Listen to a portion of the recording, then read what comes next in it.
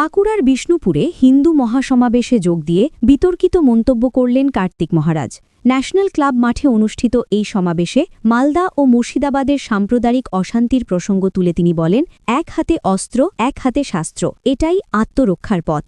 এছাড়াও ২০২৬ সালকে সামনে রেখে বাংলার যুব সমাজ ও হিন্দু সমাজের উদ্দেশ্যে বার্তা দেন তিনি। সমাবেশ শেষে সংবাদমাধ্যমের সামনে ধর্ম ও কর্মের বিষয়ে নিজের অবস্থান স্পষ্ট করেন কার্তিক মহারাজ। এই মন্তব্যকে ঘিরে শুরু হয়েছে রাজনৈতিক ও সামাজিক মহলে চর্চা।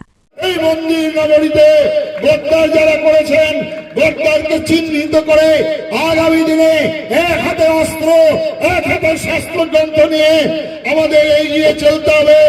আর একবার প্রদীপ্ত হুতাশনের মতো দৌড় দৌড় করে চলে প্রমাণ করে দিতে হবে, বাংলার হিন্দু আমরা মরিনি, আমরা মরিনি, আমরা মরিনি। ধর্ম আর কর্ম পাশাপাশি ধর্ম পালন করো আর কর্ম করো।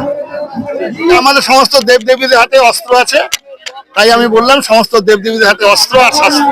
শত বছর যে রাষ্ট্রীয় স্বয়ংসেবক সংঘের ১০০ বছর পূর্তিতে ৮০,০০০ হিন্দু সম্মেলন হবে সারা পৃথিবী ব্যাপী।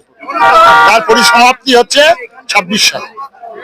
মানুষকে মন্দিরময় বিষ্ণুপুর, এখানে ধর্মকে বুকে আঁকড়ে ধরে থাকুন আর কর্ম। হও ধর্মেতে ধীর, হও কর্মেতে বীর, হও উন্নতশীল। ব্যুরো রিপোর্ট, জেলার বার্তা।